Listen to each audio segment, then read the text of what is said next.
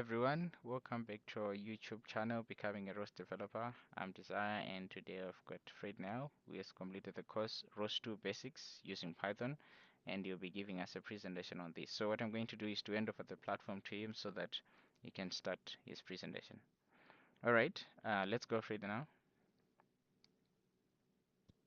Hi everyone. Is it showing yet or is it already streamed? Okay. Yes, we have started already. Yeah, you can maybe just increase your Okay. mic volume a little bit. Yeah, Okay, is it better now? yeah, that's good. Very good. Okay, perfect. So hi sir and hi everyone on stream. As he said, my name is Freednel and I've just finished the course on ROS2 in Python. So I'm going to present you the project, the final my work during this final project. Which is the goal is to make a robot navigate into a circus by using the wall following method. So the whole project is divided into three main functionalities. The first one being the wall following behavior, the second being the wall finding functionality, and the third one being the odometer recorder. So let's start with the first one, basically. So the wall following behavior is an algorithm quite used in mobile robotics in order to make a robot navigate an environment without an unknown environment by following a specific wall on his side. It can be on the left or right. So for that, we use here a node which is responsible for that functionality. This node, which I'll call the wall follower node, has a subscription to the topic/scan to receive the data from the LiDAR. And it publishes velocity commands into this topic, the command vel topic, in order to make the robot move. So how does it work? Basically, every time the LiDAR sends data on that topic, the callback is executed. Okay. And in this, can you what? maximize your IDE window just a little bit so that everything is seen in one view? Okay, So okay. yeah, just click the green button on the top right. Yes, that one. Yeah. Up. Yes. Okay. Oh. Okay, there it is. Yeah, that's fine. Yes, then we can see exactly Okay. what you're talking about. Okay. So I was saying, so when the LiDAR data come into the topic, the callback is executed. And in this callback, the first step is to divide or extract from the data the front and right distances.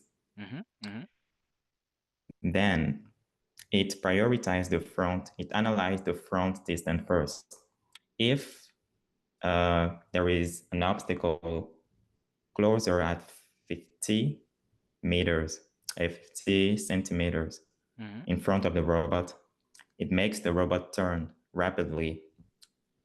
So it adds an angular rotation to the command sent to the robot. So the robot will turn basically into to the right. Okay.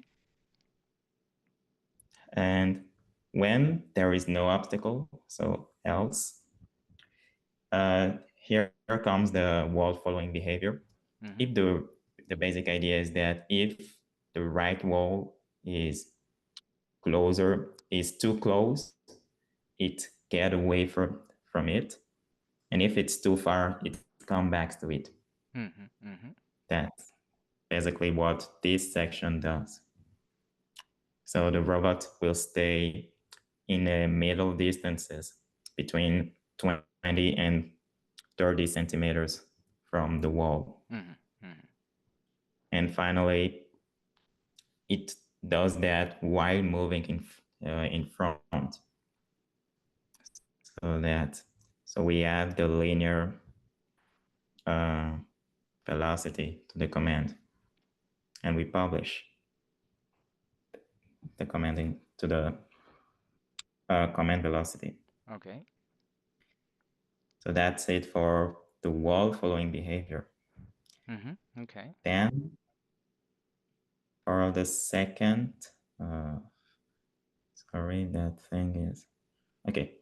So the second one is the wall finder. So this is meant to be executed first before the wall following behavior Yeah, in order for the I was going what? to ask why did you start explaining the wall following before the wall finder? But anyways, yeah, that's up to you. So let's go. Yeah, yeah, it was because the order in which it was presented in the Okay. project notebook. So Yeah, okay, understandable. Yes.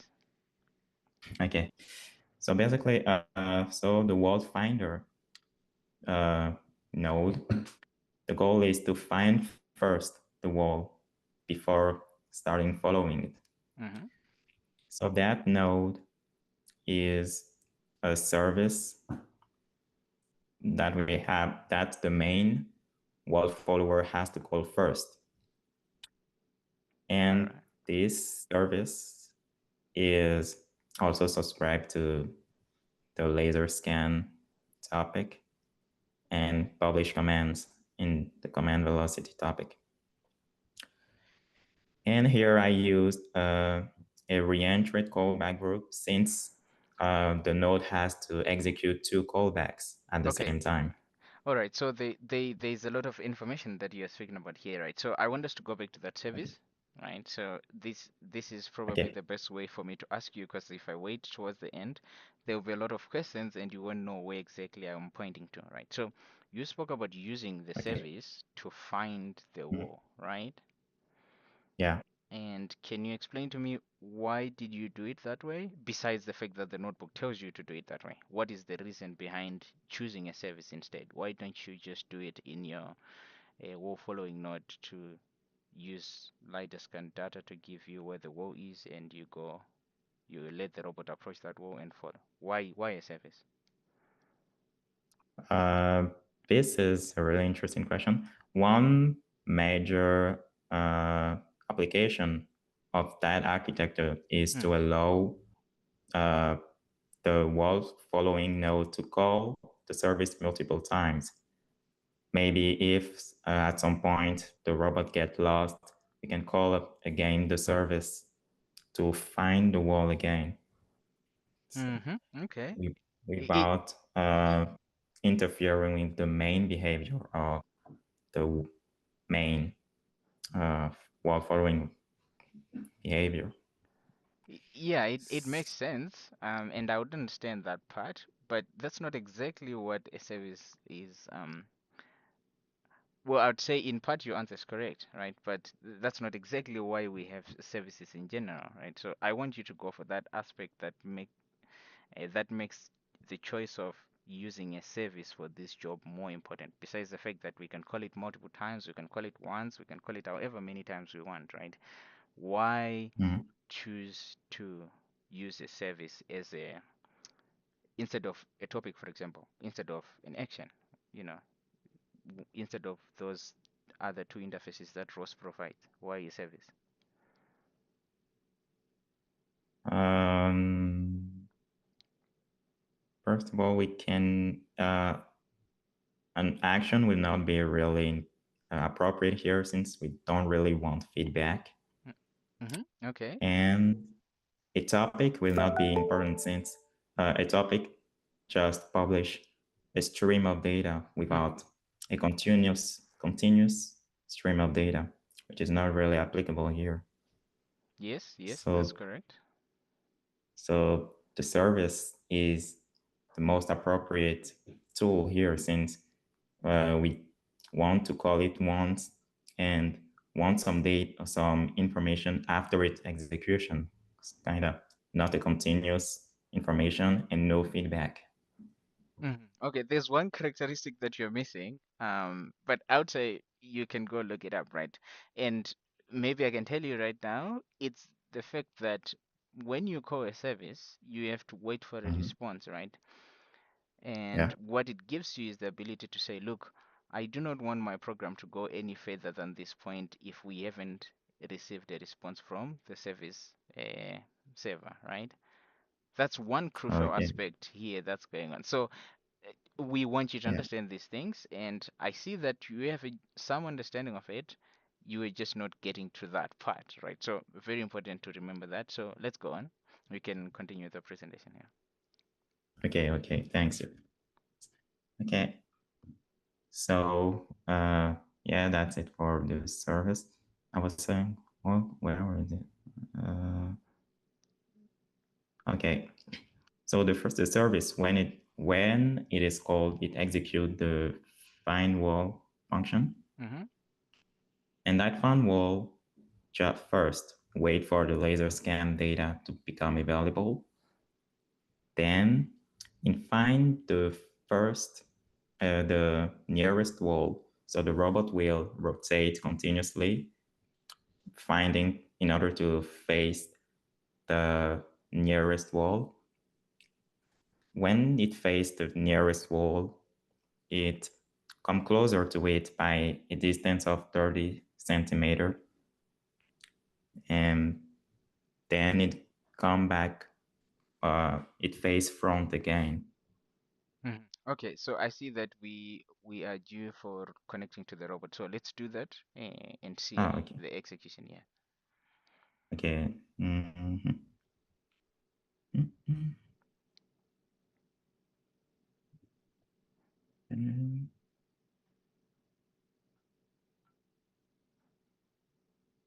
Oh, I didn't close the simulation. Maybe I will No, close automatic. yeah, it will close automatically. Once you connect, the system will realize that you're connected to the robot and close the simulation. Okay. So there it is. Are you seeing it? Yes, yes, I can see that. Yeah. So you can take us Okay. through your execution steps and explain to us what you're running and yeah. Okay. So I will directly run the simulation, the program, and explain the commands I'm typing. Is that Sh it? Sure, sure, yes. Okay. So now that the connection is established, I will move to the main the workspace, the ROS2 workspace.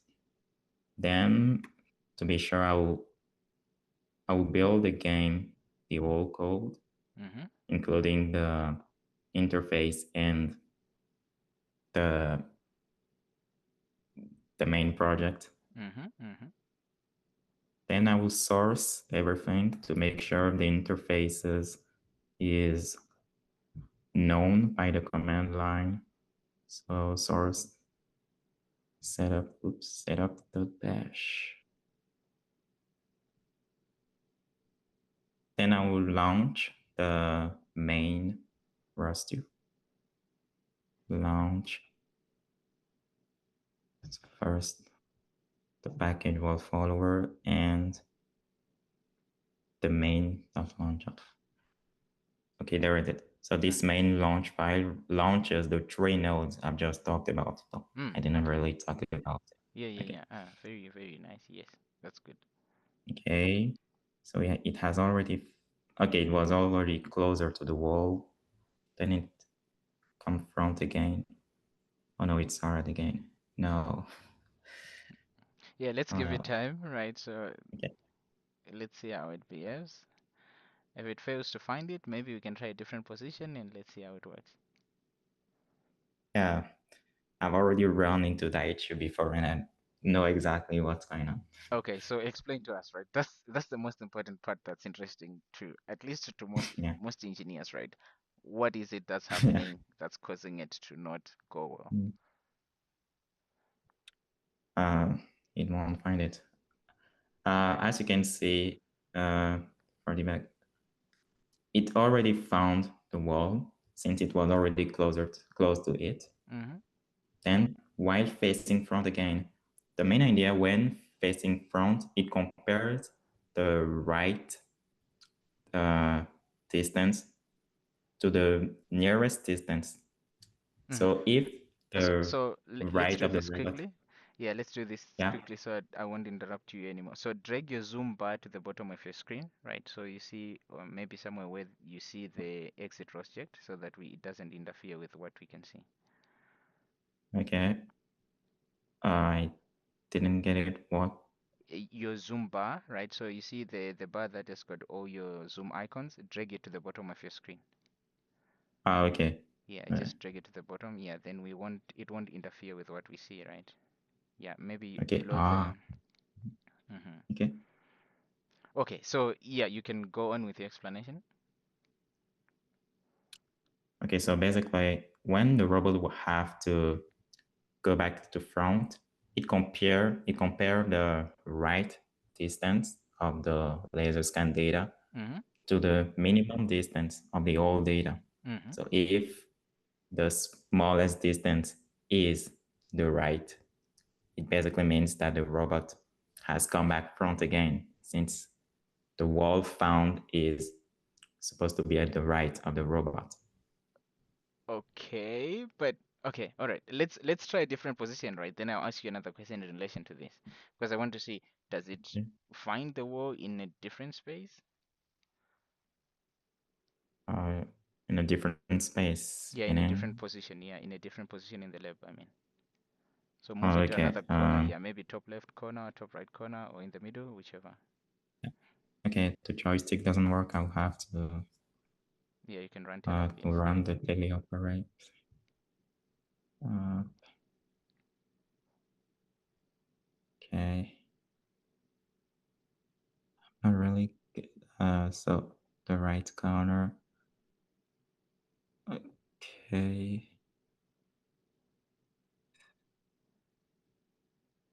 up.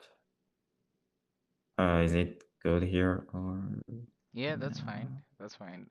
What I want to see if it works, right? And I know if you did your implementation correctly, it shouldn't matter which way it is. The only special case is the one that I'll ask you about once we have finished this part. Okay. So I'll run it again and find it. Okay, move. Okay. Okay, it seems the same issue is happening. It's Mm. about, okay. Okay, can you tell me what's happening? Yeah, it's about tolerance, I think, because I Uh, compare the distance of the right and why the tolerance? closest distance. Yeah, okay, I'm gonna ask you why tolerance, and then the next follow-up question that I wanna ask you before you have answered is, did it work before for you in Mm. any other instance? I don't, for a second, I didn't hear well. Did it work for you before we arranged this meeting? Work in simulation, of course. Okay, so did you test on the real robot? Yeah, I tested, but I And ran into several issues while connecting. okay, So, so you couldn't verify if it was working there or not. yeah, Okay, so clearly I can almost pinpoint that there is an issue here, so you need to address that issue. And the way you address this issue is you have to connect multiple times to the robot and learn the things that are specific to the robot, because this issue is a commonly encountered issue that most students face when they connect to the real robot. They assume everything works the same way that it does in simulation, right? So what I yeah. encourage you to do is, let's set another time. You just have to go and figure out what's going on to make it work on the real robot. So connect multiple times, test as many times as possible, and then we can give it another shot, Okay, okay? okay, okay. All right, so what Sorry I'm gonna do, for. No worries, it's part of learning. That's the important thing is you got the courage to come and show your work, right? That's what we want. So let's just wrap it up here and then we can finish our conversation on Zoom. All right. Okay. All right, everyone. This was Freednel's presentation, and I'd like to encourage all those of you who want to try this course to also do the same thing, and you can come and showcase your work. And until next time, keep pushing your ROS learning. Bye bye. Bye.